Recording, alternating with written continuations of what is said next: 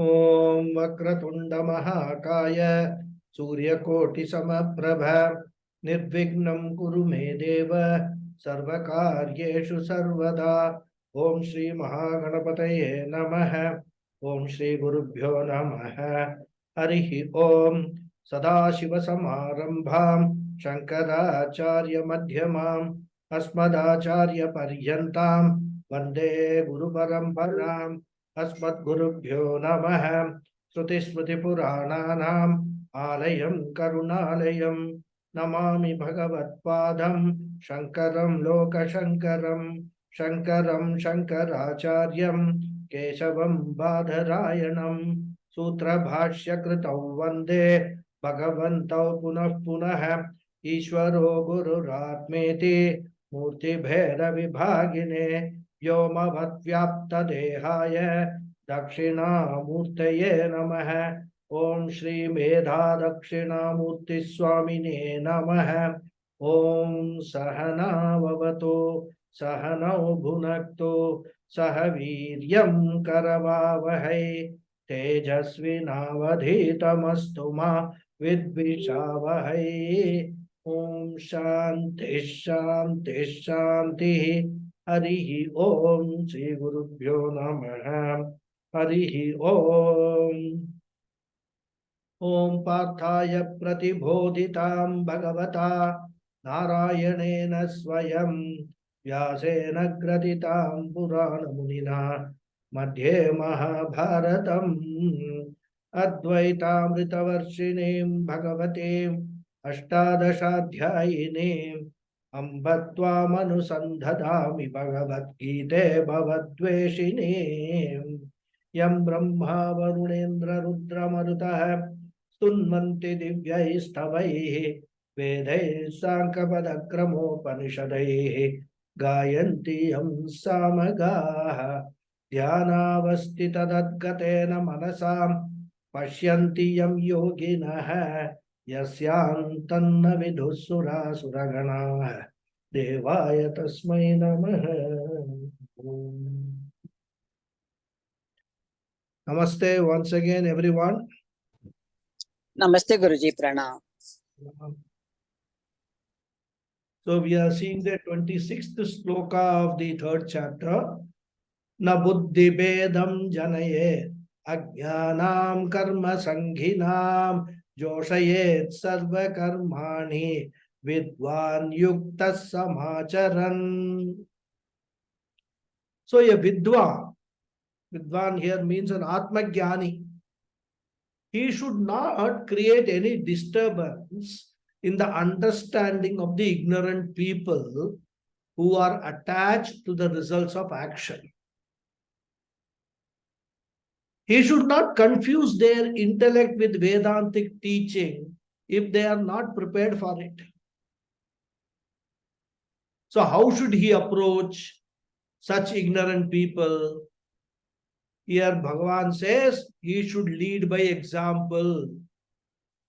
The wise person who is steadfast in the knowledge of the self, he himself, by performing all actions efficiently, with commitment, with Shraddha, he should encourage the ignorant into performing all actions. Means what? He must set a living example, lead by example. Himself do. Don't just preach, but practice. And therefore, Krishna says, Karma Sanginam Buddhi Bhedam Na Janayet. Karma Sangi here means all those people who are still interested in action and the results of the action, more importantly. Materialistic oriented people. Artha Kama Pradhana people. Mind you, Krishna doesn't criticize them. We don't call them sinners or led by devil, etc. They are like children who cannot appreciate the value of higher things in life. For example, If a child is asking for a balloon, you cannot tell the child that this balloon is worthless, it will just after some time it will burst. Instead, I will give you 1,000 rupees. The child will have no appreciation for the 1,000 rupees. Right now, its focus is on getting a balloon. Therefore, give the child what it wants at present. Otherwise, it will keep on crying, wailing, create a big ruckus. I want balloon only, I don't want 1,000 rupees. It will say, okay. But then over a period of time, the child will outgrow this fascination for a balloon and will learn to appreciate the value of 1,000 rupees. This should be the approach. So, most people we will find, as Swami Paramathanandaji calls them spiritual babies. We are interested in money, we are interested in name and fame. We are spiritually in a childhood state. And being in a childhood stage is not a sin. We need not have any complex or feel guilty about it. That's why Krishna says, Buddhi Bedam na janayet. Do not disturb them. Do not cause confusion in their intellect. Do not force them to change their preferences. Do not download Vedanta on them forcibly. That way you will be doing a great disservice to Vedanta and also to them.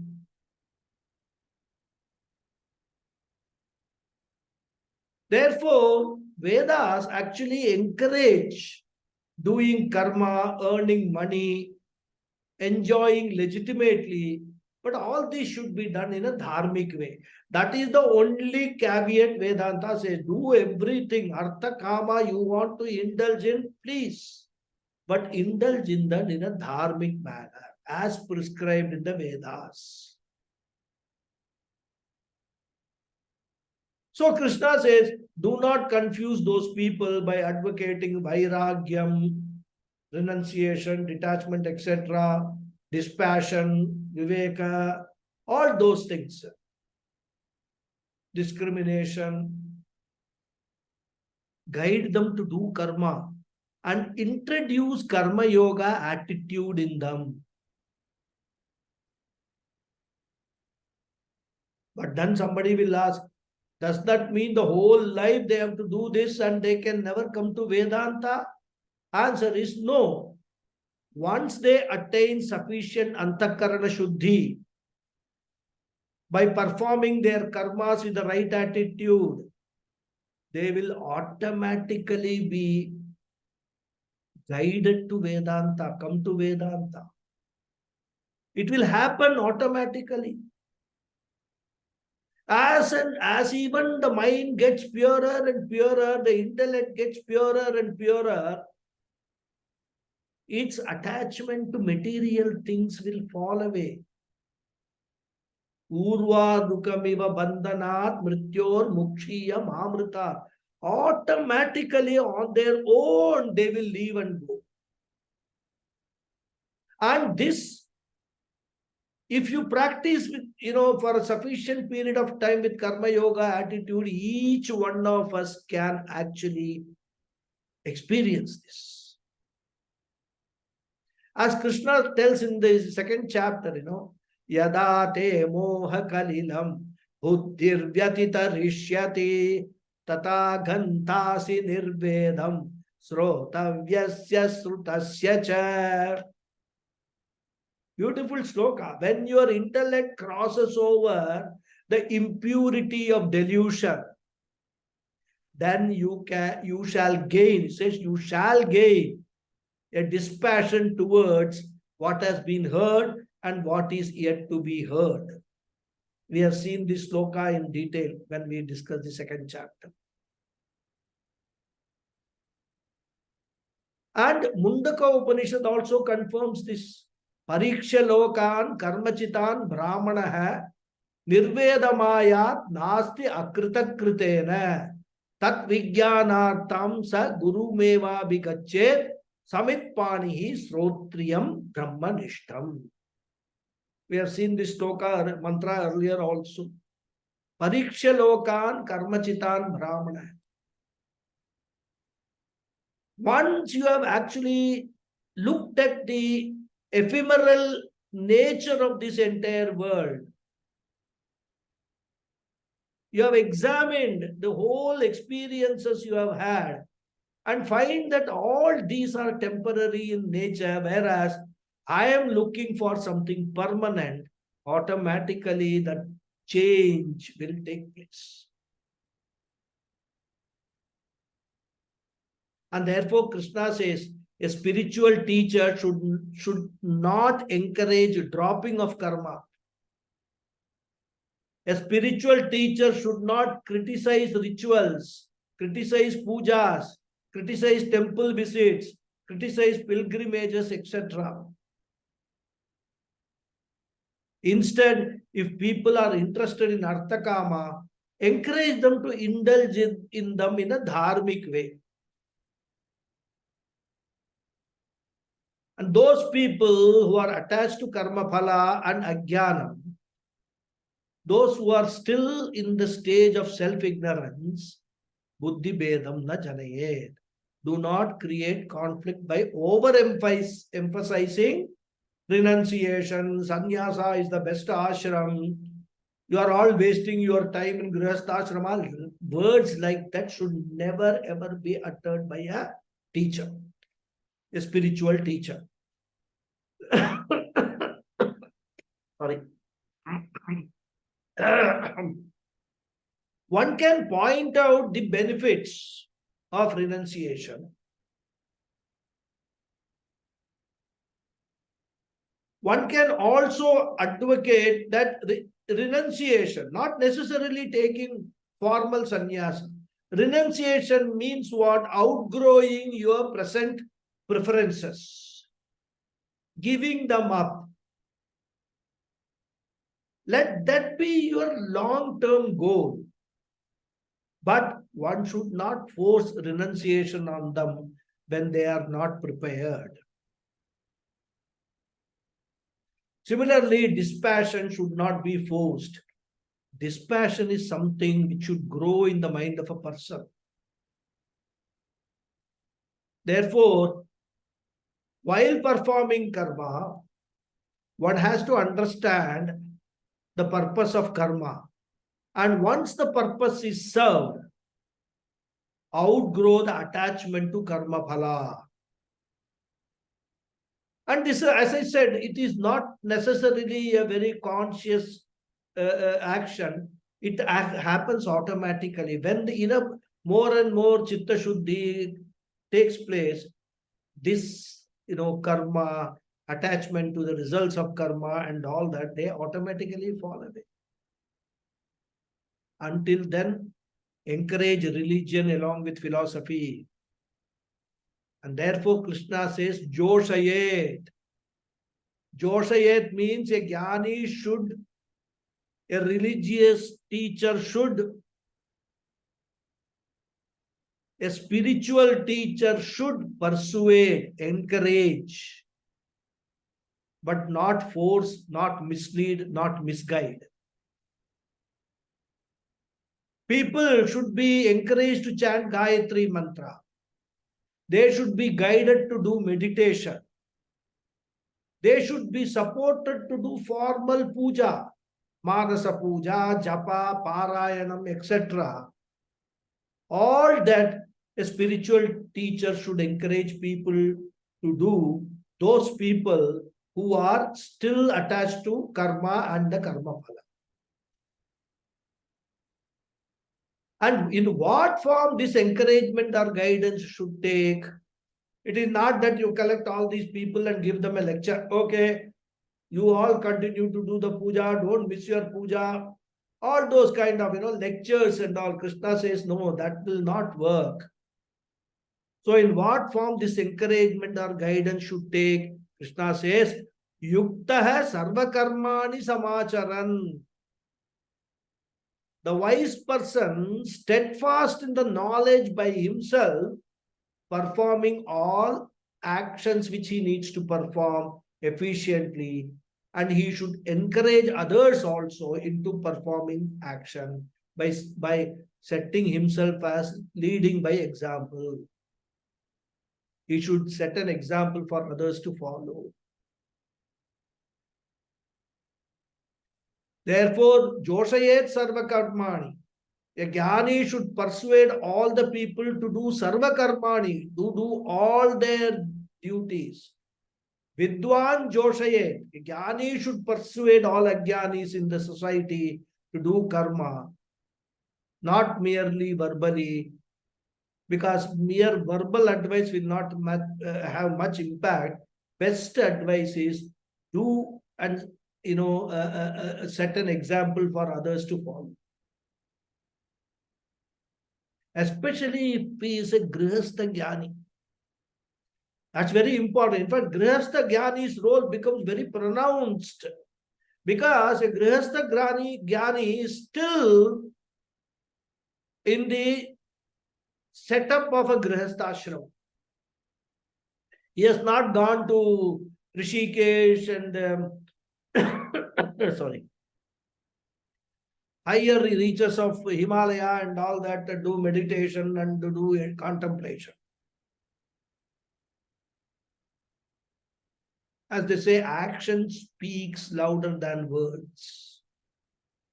So, Samacharan Joshayet, a Grihastha Jnani should persuade not by mere verbal advice, but by himself continue to do the Vihita karmas. And we have got lot of examples. Shankaracharya, Adi Shankara, he says, according to the Shastra, a sannyasi does not require any physical puja or for that matter, any type of puja. He has already given up all the puja. Even if he wants to do puja, it is enough if he does Manasa puja. Vigraha puja is not at all required for a sannyasi. But we visit the Kanchi Matam or Sringeri Matam or any Matam for that matter. We see the Shankaracharyas in the Matams doing elaborate pujas every day. And they are all sannyasi, they don't need to do that. Why do they do it? Only to set an example. Because people visiting the Matams will get inspired. Oh, Shankaracharya himself is doing the puja. Why should I also not do it? Therefore, Krishna says Samacharan means a Jnani himself performing those acts, and that too, how should he act? Not perfunctorily, not out of a sense of duty, but yuktaha, with involvement, with commitment, wholeheartedly.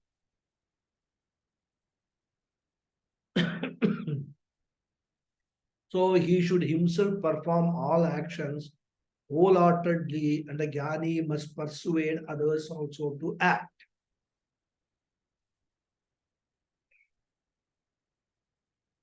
Now, Krishna addresses this karma topic from another angle.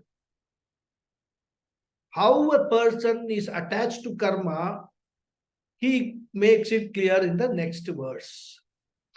We will read.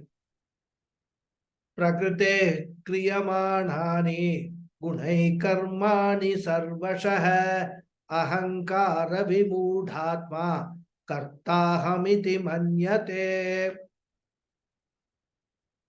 Anvaya of the shloka is Prakritehe gunaihi sarvashah karmani kriyamanani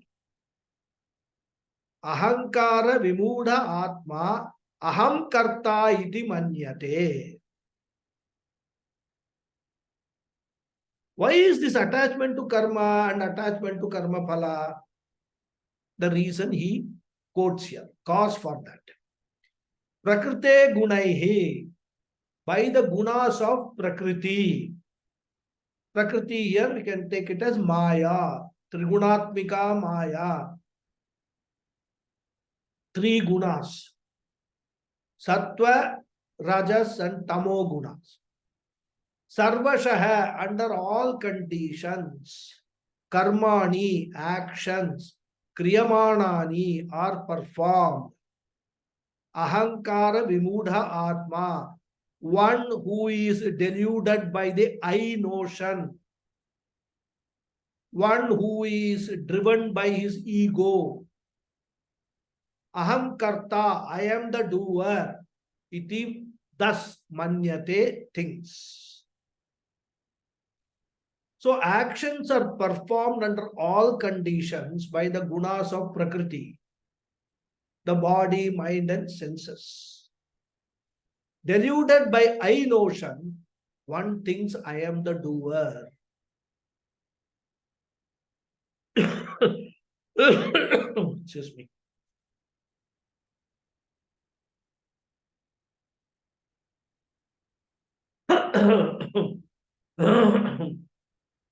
These two slokas, 27 and 28, are very, very important slokas. In fact, these two slokas contain the essence of all Upanishads.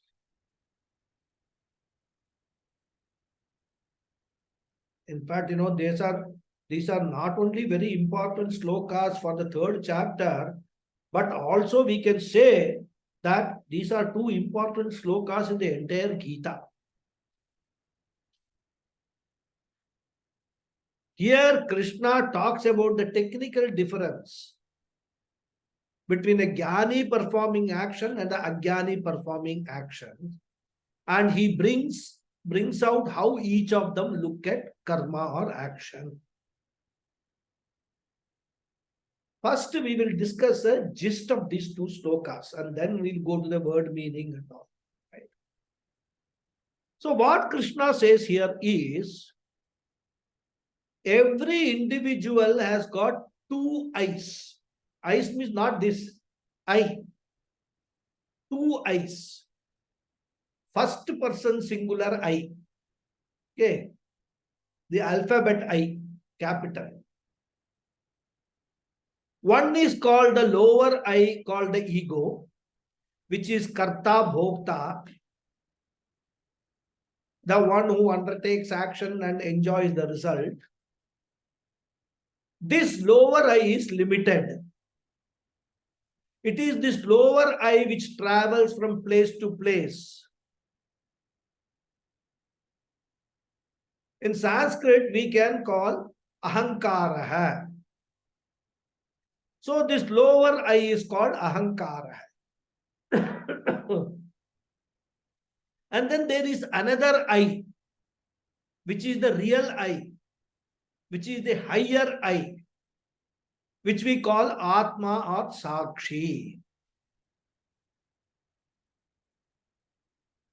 We have already discussed the higher I, which is called Atma, which is of the nature of pure consciousness. We have seen it in the second chapter, Chaitanya Swarupa. And in Gita, Krishna often uses the word Purusha to denote this real I. Normally, the word Purusha means a male, a man. Whereas here, in this context, the word Purusha is a technical word which means Atma, which Atma is neither male nor female. You can recall, when we discussed the verses 12 to 25 in the second chapter, we discussed the nature of this consciousness. And just to remind you, we should recall the 4 points with regard to consciousness which we have discussed. Consciousness is not a part, a property or product of the body. Number 2, consciousness is an independent entity which pervades and enlivens the body. When I say consciousness, you must say Atma, the higher I. This consciousness, which is different from the body, which pervades and enlivens a body, this consciousness is not limited by the boundaries of the body or the limitations of the body or the dimensions of the body. It extends beyond the body. And the fourth point is this consciousness, which is an independent entity and not limited by the dimensions of the body, does not die even when the body perishes. It is an eternal, all-pervading principle. These are the four important points about consciousness we discussed. We must remember this definition, the beautiful definition of what consciousness is. Sorry. And to understand this, we also saw the example of light pervading the hand, isn't it? Light is neither part, product, or property of the hand. Light is an independent entity which pervades and illumines the hand. Light is not bound by the boundaries or limited by the boundaries of hand. If the hand is taken away, light still remains there. It extends beyond the hand and the light will survive even if the hand is removed. That is why consciousness is often compared to light. It is called Jyotihi. Now, this consciousness is our real I. And the aim of all spiritual sadhanas is to discover and own up this higher I, which is worth owning, because once I own up the higher I disidentify with my mortal body, mind, sense complex and identify with my immortal nature. Asato ma sadgamaya, tamaso ma jyotirgamaya, mrityor ma amritam gamaya. That is what I achieve. And a jnani is one who has owned up this higher self with these words, Aham Brahmasmi. What is Brahman? Simply put, Brahman means not bound by time and space. Very simple definition of Brahman. Beyond time, beyond space. Then only one can be all-pervading, both in temporally and spatial. So this is the meaning of Brahman. Then what is the lower self? The lower self is mainly the mind. The mind, which is a located entity, located in this body now. This mind, which is enlivened by the higher I, that is consciousness. This live mind, the working mind, is the lower I. Consciousness is the higher I called Sakshi, Atma. The enlivened mind, the sentient mind. I say enlivened or sentient because mind by itself is a dead matter. It is jadam, inert. But pervaded by consciousness, blessed by consciousness, this mind becomes now a live mind. And this live mind is called Ahankara, Karta, which is located in the body. And it is this Ahankara which is operating through this body, experiencing Sukham, Dukkham, happiness, unhappiness, pain, pleasure, all of them. This mind, which is Ahankara, is a finite entity. And it is this ahankara, the lower I, which drops this body and takes up another body. Yeah, mind you, ahankara, the mind, is a part of sukshma sharira. So when the body drops at the end of it, prarabdha karma, when the prarabdha karma of this life are exhausted, the body drops, physical body drops. Then what happens? Sukshma sharira and karana sharira leave this body and travel to take up another body. But the mind you just now said is insentient, inert. How does it travel if that is the case? Because the consciousness is all pervading, even when the mind leaves the body, the ahankara, and that is the sukshma sharira, karana sharira, leave the body, they continue to be blessed by consciousness, so they are able to travel and take another body. Punarapi jananam, punarapi maranam, etc. Therefore, what we have to first understand is every one of us is a mixture of Atma and Ahankara. Therefore, Ahankara is the body, mind, sense complex, which is blessed by the Atma, and because of which it has become sentient and alive. This we should remember. The word Ahankara is used in this context in a philosophical sense.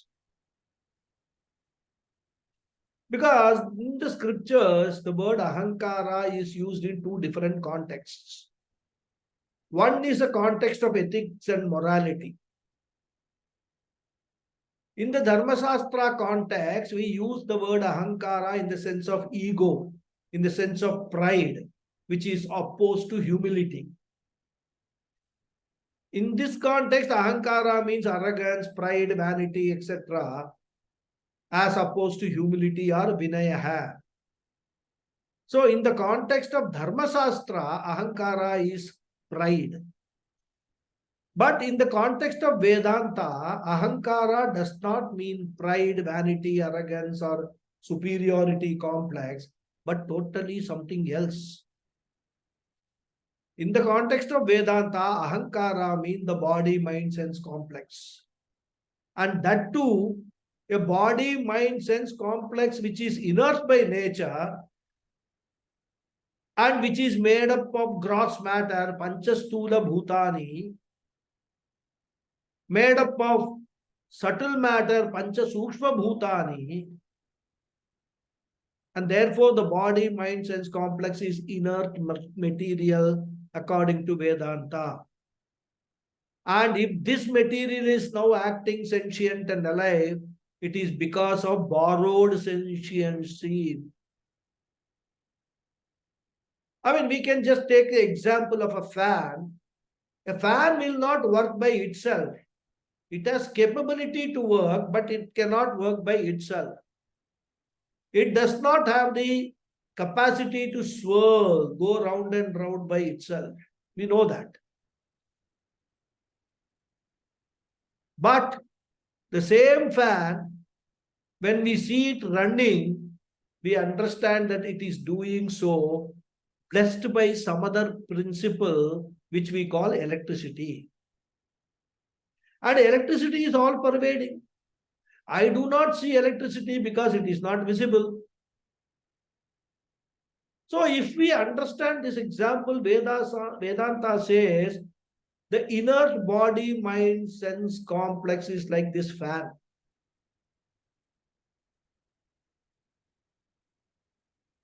When the electricity has not been applied. But the same body, mind complex becomes alive and sentient. And this sentience is caused by an invisible principle, and that is called Atma Tattvam, Chaitanya Tattvam, or put it in English, called pure consciousness. Therefore, we have to note that the sentiency of the body, mind, sense complex, which is inert by nature, is because of consciousness borrowed from Atma. Now, there is one question which will arise. I just now said that when the prarabdha karma is over, the physical body falls. But at the same time, the subtle body or sukshma sharira and the causal body, karana sharira, they travel to take up another body.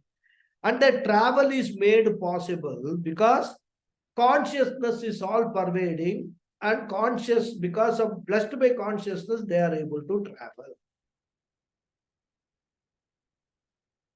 Now, there is a dead body which is no longer sentient and alive. Then there is these two bodies, Sukshma and Karana Sharira, they are traveling by being blessed by consciousness.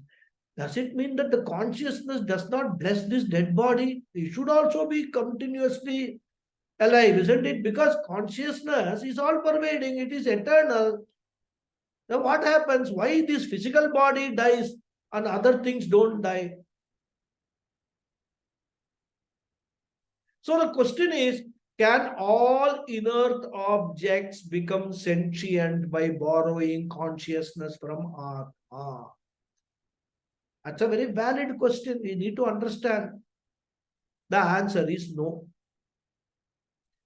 Even though the consciousness is all pervading, not all inert objects have the capacity to borrow the consciousness and become sentient. Because to borrow the sentiency also, there needs to be a certain capacity in the inert body, inert object. For example, take a light bulb. A light bulb cannot shine by itself, we know that, right? It requires electricity to be illuminated. But if we apply the same electricity to an iron rod or a wooden table, it will not shine like a light bulb. Therefore, what we understand, a light bulb has a special capacity because of which it shines when we pass electricity, which quality is not possessed by all objects. And that special capacity physically is designed in the form of a filament in a light bulb.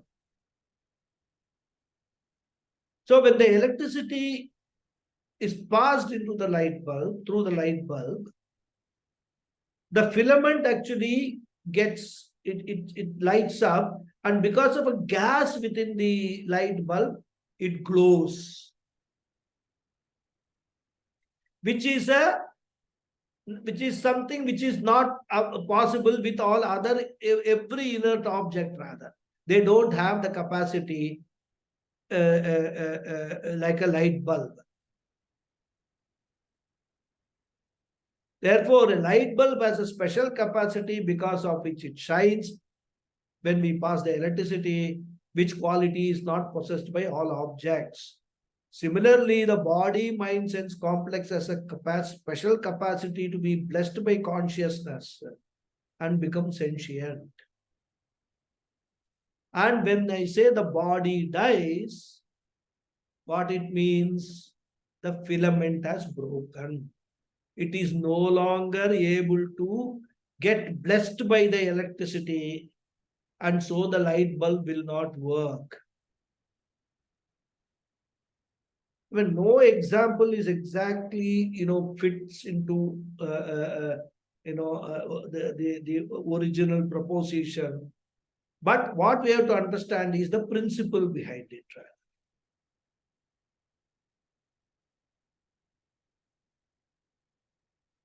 Therefore, what is the filament so far as this physical body is concerned? It is prarabdha karma is the filament. When the prarabdha karma is over, the body falls. But the subtle body and causal body travel to take up another body. And this body mind sense complex, that is the live body mind sense complex, is called Ahankara in Vedanta. Therefore, even though loosely, not loosely, in from the Dharma Shastra point of view, we call Ahankara means ego. Whenever we are talking about Ahankara in the context of Vedanta, we must always remember this body mind complex is what is referred to as Ahankara. Therefore, this body mind sense complex is the blessed principle, and Atma is the blessing principle, the consciousness principle. Thus, every individual is a mixture of the blessed body mind complex as well as a blessing Atma. And this body mind sense complex called Ahankara. And this Ahankara is our lower I, and the Atma is the higher I.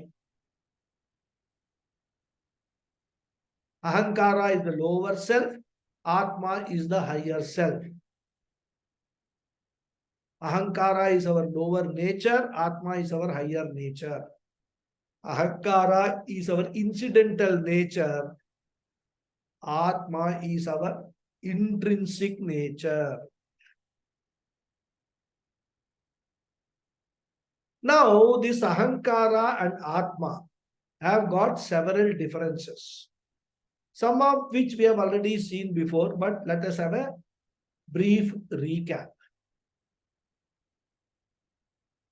The first basic difference is that Ahankara, it's a finite entity, whereas Atma, the consciousness principle, is infinite because it is all pervading. So Ahankara hai alpa hai, Atma ananta hai. Second difference is Ahankara is anitya hai, impermanent. It is subject to arrival and departure. And that is why, in sleep, we do not have Ahankara. No one says, I in sleep, isn't it? But the moment a person wakes up, the Ahankara I also wakes up, appearing with a biodata, a name, a nationality, a percentage, parentage, caste, creed, sex, qualifications, etc. Everything is there. The moment you wake up, this everything manifests. And all these things are identified with I. If we are asked, who are you? All the answers we give about ourselves belong to Ahankara, the lower I, the individualized I that obtains in the Jagrat Avastha. But the moment you go to sleep, the Ahankara is dissolved. It disappears. So Ahankara comes and goes. It is anitya hai, whereas Atma is nitya hai. Because even while you are sleeping, you are still alive. You are sentient. And that sentiency is because of what? Because of the blessing of Atma, which is nitya hai, always there. The third difference is Ahankara is savikara hai. Ahankara is subject to all types of modifications. I am happy now. I am depressed now. I am miserable now. I am old. I am young. I am sick. I am healthy. I am fair. I am dark. I am bald. I have a lot of hair. I have white hair, brown hair. All belong to what? This body, mind, sense complex, Ahankara.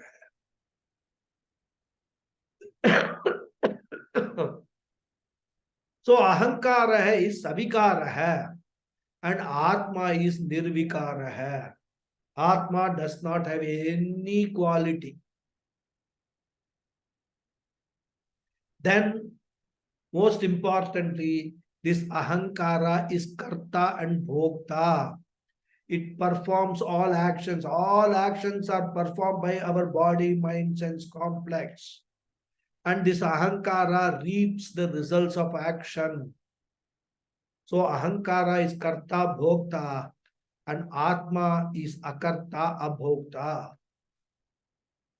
All this we have already seen in the second chapter. I am just recalling it because after this fourth chapter and all, when we go, Krishna is now building the foundation for the further teaching. And the last difference is ahankara is a samsari because it keeps on doing action which will produce either punyam or papam, which will produce sukham or dukkham. Therefore, ahankara is ever a samsari, atma is never a samsari. So every individual is a mixture of this atma and ahankara. Nobody is pure ahankara because there cannot be pure ahankara without atma. And ahankara, the lower self, and for the sake of convenience, understanding, we can even call it the ego. But even though ego is not the exact connotation so far as Vedanta is concerned, Atma is the higher self. Ahankara, lower self. Atma is the higher self. Now, the Shastra says, you can claim any one of these two as your true self. It is your choice. See, here the free will comes. And suppose you decide to own up ahankara as your real I, which is what, of course, unfortunately, we are all doing. We are all taking ourselves to the finite ahankara I. Vedanta says you are free to claim ahankara as yourself, no problem. But once you claim yourself as ahankara, you must be prepared for samsara and all its happy and unhappy experiences. They go with that package deal.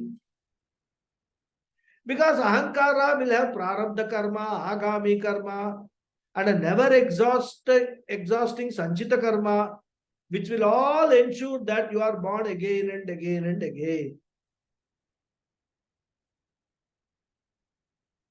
Therefore, ahankara will have to go through ups and downs.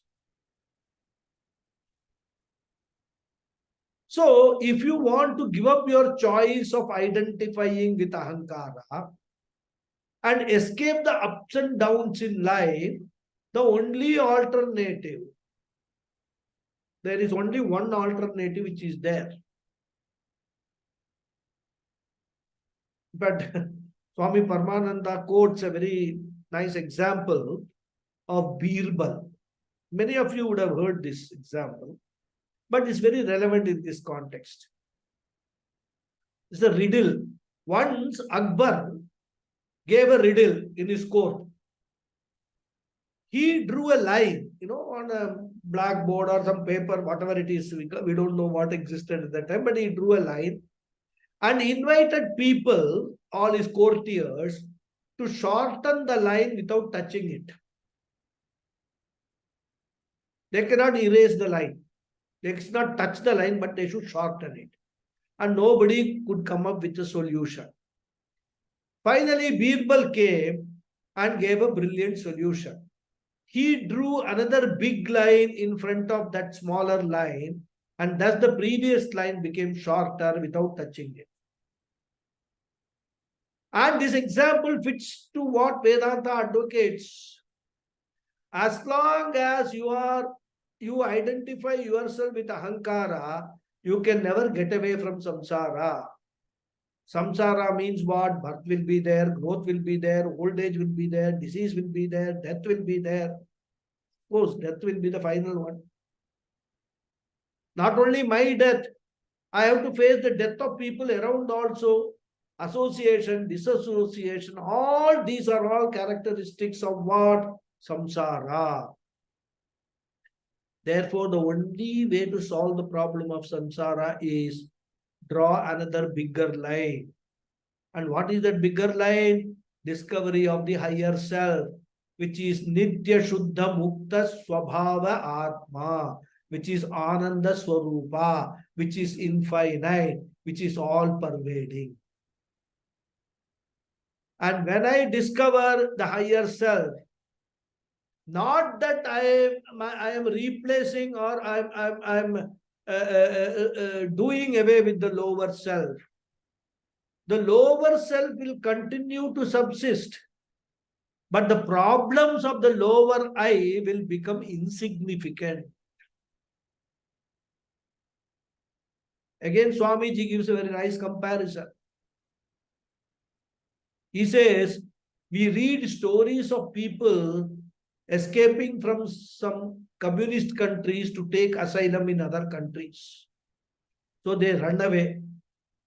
But they cannot use any normal mode of transport or vehicle, etc. because communist countries, very police states, rather than everybody will be checked what they are doing, where they are going and all that. So most of these people, they, travel by walking. In fact, they escape by walking now. They will go to one village, from there, clandestinely, they will go to another village.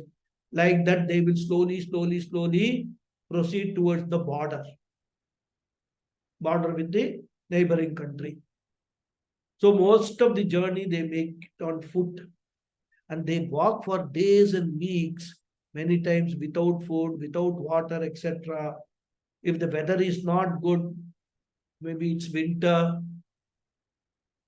and they have to avoid all social contact to avoid detection by the police, because you don't know, you meet somebody, he may inform the police that such and such people I saw. So it will be a very, very tough journey, full of pain and anguish. Finally, they will manage to cross the border and enter the neighboring country. And the moment they cross the border, there will be celebration. They will celebrate, where they have become free now. So all the pain, the suffering which they would have undergone for days would vanish into thin air. Actually, the sufferings have not vanished. But when they think of the freedom they have gained in front of the achievement, all sufferings, all pains, all grief become insignificant. In the same way, a Jnani has discovered a higher Ananda, in front of which the physical suffering, the worldly separation, the loss in business, anything and all these things, they will become insignificant. Whereas in the case of an Ajnani, since the higher self is not there, every suffering becomes magnified. The ahankara cannot withstand suffering. Now, once we are born as a human being, we have got the biggest choice in life. Now, what is that choice? Should I continue to be miserable ahankara, or should I claim my original glory? Claiming my original glory, claiming my infinite glory is my birthright. As a human being, which is right to moksha. Pujya Swamiji often narrates a beautiful story. Once upon a time, a young prince of a kingdom was lost. And he was brought up by some poor couple belonging to some nomadic tribe. This kind of a thing we would have seen in a lot of Hindi movies and all that, right? So, beautiful example. Now, this prince, he had a birthmark on his chest, which nobody could see because he always wore a cloth, a shirt. Then he had grown up to be a handsome young man. nomads, normally they are all street performers and all, they do all sorts of street acts. And he used to earn a little money to have 2 square meals a day. And he also lived in a makeshift hut because he always was constantly on the move. Being a tribal who is nomadic, they will go and set up there whenever they are moving to another town or another place. And they were all very good skilled, they will show all this sword fight and, different walking on the rope and all that actions and all, they will show street performers. So once while he was performing some street act with a sword, he happened to tear his dress. His opponent with whom he was doing a mock sword fight, the sword tore his dress. And at that same time, a senior most minister of the king happened to pass through that place. And the minister saw what was going on, saw this young boy with a torn shirt. And the minister spotted the birthmark and identified him as the lost prince. So he went up to the boy and told him that he was actually a prince who was lost in childhood, and therefore he should return to the palace and claim his old glory and his right to become the next king. Now suppose if that person says, no, I do not want to become the king. I am happy performing these street arts and things like that and all, and a few rupees for my survival. If he says that, we can only sympathize with him. Isn't it? There is a choice offered to him, become the king of the kingdom. And he says, no, I am happy doing what I am doing. In the same way, we are all beggars now in one sense. All the time we are asking for some love, some security, some pleasure, knocking at the door of everyone. We want everyone to care for us, respect us, speak 2 words of kindness to us. We always have this feeling of being emotionally deprived. We are reluctant to share whatever we have with others because we feel that by sharing we will become poor. Vedanta says that all these problems, all these issues are surfacing because you have chosen to identify yourself with the lower I, the mortal I, the limited I. Vedanta asks, why can't you claim the higher I? Instead of begging, start giving love. Everyone around is begging, but you can give love to everyone. Why can't you give moral strength and support? If you realize you are full, you are Purnam, you are infinite, you will not lose anything because infinite minus infinite will still be infinite. Purnamadav Purnamidam Purnat Purnamudachyate Purnasya Purnamadhaya Purnameva Avasishyate. If you remove the fullness from the full, it will still remain full only. That is what is Purnam, infinite. So the higher I and lower I are 2 things.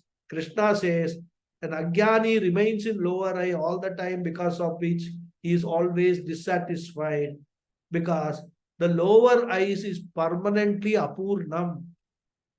And anything that you add to Apurnam will be Apurnam only. Apurnam plus Apurnam will be Apurnam only. Therefore, a man who is claiming the lower I is suffering because of Ahankara, and he miserably suffers samsara. Whereas the one who has discovered the higher I, he understands the role of lower I and he uses it for transactions. But for him, from the vision of the higher I, the lower I and its problems will become insignificant. It is like when we are on the ground, objects around us will appear big. But when we go up a tall building or an aeroplane or a helicopter, the same objects will appear tiny and insignificant. So, we will continue in the next class. It's time now. Om Purnamada Purnamidam Purnat Purnamudachyate Purnasya Purnamadhaya Purnameva Vasishyate. Om Shanti Shanti Shanti. Harihi Om Shri Gurubhyo Namaha. Harihi Om. Thank you all. Namaskaram. Namaskaram, Guruji. Namaskaram, Guruji. ಧನ್ಯವಾದ ಗುರುಜಿ ಹರಿ ಓಂ Hari Om. Thank you. ನಮಸ್ಕಾರ ಗುರುಜಿ, ಧನ್ಯವಾದ ಗುರುಜಿ. ಹರಿ ಓಂ. Thank you. Thank you. Yes, Hariji. Nice to see you. Thank you very much, Guruji. Namaskaram. Namaskaram. Thank you, Guruji. Hari Om. Namaskaram. Thank you, Guruji, Hari Om. for the beautiful session. Very, very, very enlightening session. Thank you, Guruji. Pranam. Yeah. Very, very nice. Very, very nice. Thank you. Yes, Hariji. Hari Om. Hari Om. I have two queries. Hmm.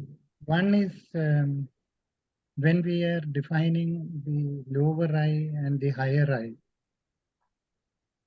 can we define that anything that is within the realm of time, space, and possession will be the lower eye, and that is beyond the realm of time, space, and possession is the higher eye? Correct.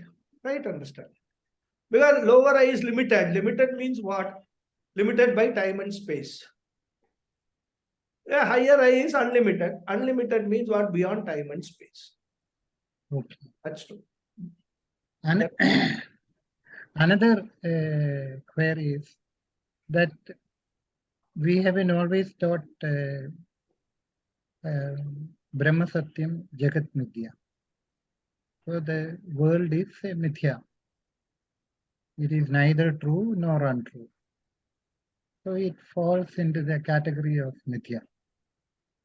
At the same time, in different Upanishads, also it is said that Brahman says, I am the universe. I am the universe. Hmm. So there is a sort of a, it is not actually a contradiction, but for a limited person like me, it appears to be a contradiction. Can you kindly... Tomorrow, Viveka Chudamani class, we will deal with that. But anyhow, I will give you a brief answer now. Yeah, did I make myself clear? Yeah. See, the word mithya, which we use, many people loosely translate mithya as false. Yeah. Which is incorrect. Yeah. Mithya does not mean false. Mithya means that which is not existent but appears to be existent. Yeah. It is just like, examples that are given in the Shastra are a mirage. Yeah. When from a distance it appears that there is a body of water in a desert. Okay. But when you go towards it and reach nearer and nearer, you discover that there was no body of water. So there is no body of water existing, but it appears to be existing when you look at it from a certain distance. Okay. So what we have to understand is that when the Shastra talks about Brahma Satyam Jagan Mithya, the Jagat is as non-existent as the mirage water. But it appears to be existing, it appears to be, active and sentient and all that, only because it is blessed by consciousness, by Brahman. Now, this is again not very easy to understand because we are part of that Jagat and we are identifying, constantly interacting with that Jagat, right? So that is why the Vedanta brings in the concept of Maya. So they say that there are two reasons, two causes for the Jagat. One is the efficient cause, another is the material. Material cause. And combination of this both is what the Jagat is. But material cause by itself is inert, it is Jadam. Yeah. So unless the Brahman blesses the material cause, the Jagat will not get existence. Yeah. So because of the blessing of by Brahman, the Jagat becomes existing. So the Jagat, which is insentient, which is the material cause, borrows the existence from Brahman. And that is why Brahman can rightfully claim that I am the universe, I am the Jagat, because I am the one who is lending the existence to this entire Jagat. Without me, the Jagat doesn't exist. That is how we have to understand from a Vedantic point of view, Brahma Satyam Jagan Mithya. We will discuss this. In fact, tomorrow I am going to discuss this in the context of Viveka Chudamani. We will discuss this tomorrow. So, Guruji, in this context, the term substratum can be used. What is the substratum? The word substratum can be used because Substratum can be used for Brahman. Brahman, yeah. Okay. Yes, you can use that word. Yes, substratum. Okay. Basically, substratum means what? In Sanskrit, we will say adhishtanam. Adhishtanam, yeah.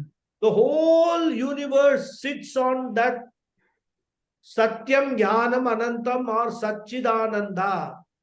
Yeah. And that is how they get their existence. Without that, there is no existence of the world. That is how we have to understand. Okay. Okay? Yes, Sulekha ji. Namaste, Guruji. Say. My question is regarding the analogy you gave of the light bulb and the filament. If you could clarify, can we consider the filament as prarabdha karma, or can we consider the filament as the mind-body complex?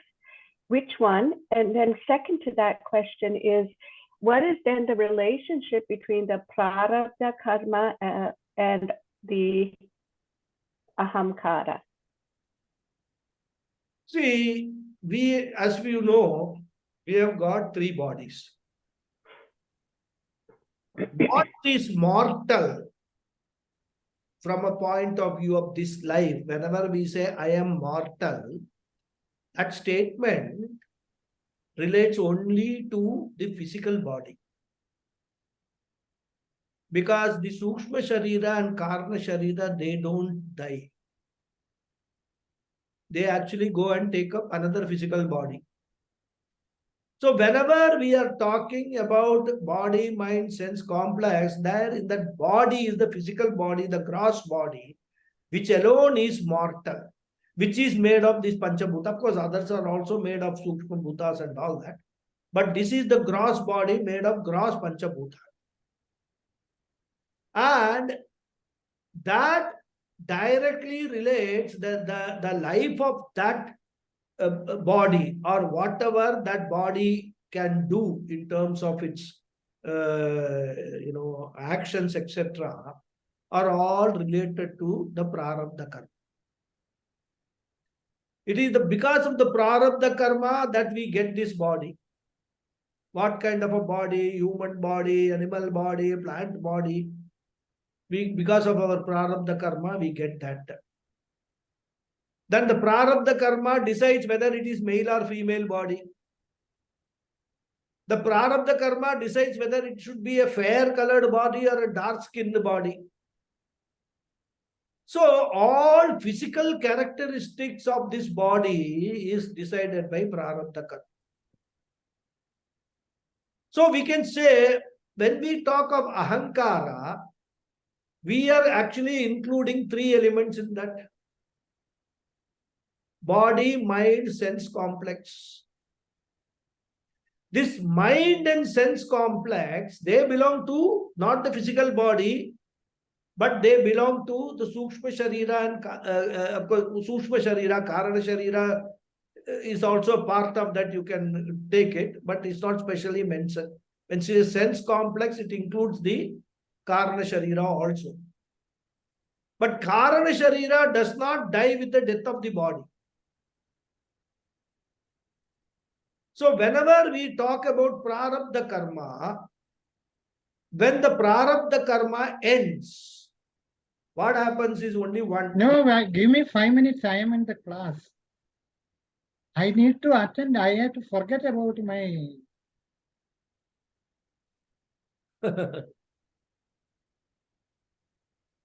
think, yeah, I think he is muted. Okay. So prarabdha karma, when it is exhausted, what happens is only the body, physical body dies.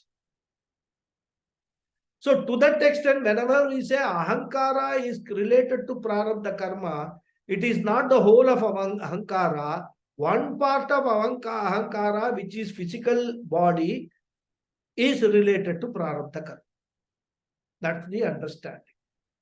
That was your first. What was your second question? I can't hear. The filament, is the filament then the ahamkara, or is it? No, prarabdha? filament is the capacity of this body, which is, you can call it a part of that ahankara, to borrow the consciousness and become sentient as long as this body is alive. So when the body falls, the end of prarabdha karma, you can call it a filament. So when the prarabdha karma filament gets broken, means it ends its life, the body also falls. Ahankara cannot be compared to the filament, whereas the physical body or the prarabdha karma can be compared to a filament. Thank you, Guruji. Directly, because filament goes, light bulb goes. Prarabdha karma goes, body goes. So that way you can make a comparison. Yeah. Thank you. Yes, Thank you, Guruji. Hari Om. Yeah. Guruji, then can we compare filament with the subtle body? No. Because, no, okay. Because filament is the gross body. Because subtle body travels, it goes and takes up another physical body. What do we mean by death? Death is only of this gross body, correct? Yeah. Subtle body and causal body, the Sukshma Sharira, Karana Sharira, they don't die. They keep on traveling. Okay. Subtle body will die at the time of Pralaya. Yeah. Time even Karana Sharira will subsist. So when the next round of creation takes place, it is the Karana Sharira which will determine what all types of bodies have to be produced in the next round of creation. Karana Sharira will never die. Only time Karana Sharira will die is when you disidentify yourself with this ahankara, identify yourself with the higher self, in which case all these things are irrelevant. Full liberation. Completely knocked out. Complete liberation. Complete liberation. Because all these prarabdha karma, sanchita karma, they are all shackles, they are all binding you. And they are the ones which are causes for all your miseries, unhappiness, everything in your life. If you actually analyze. Yeah, okay. Once you do away with that, akarta, abhokta means all this effect is gone, finished. That's the only, that's why Vedanta says moksha is possible in this life itself, provided you learn to identify with your higher self, which is the real self. That is what Vedanta is advocating. Yeah? Okay. Okay. Any other question? Okay. Right then, Hariom, thank you all very much. Meet you next Saturday. Guruji, sorry, in between. Thank you. What It happened? was, I didn't unmute. Ah, okay, okay. Well, I was about to mute you, but in the meantime, you yourself muted yourself. Yeah. No problem. That's okay. Thank you, Guruji. Thank Hari you. Om. Thank you. Thank you. Thank you.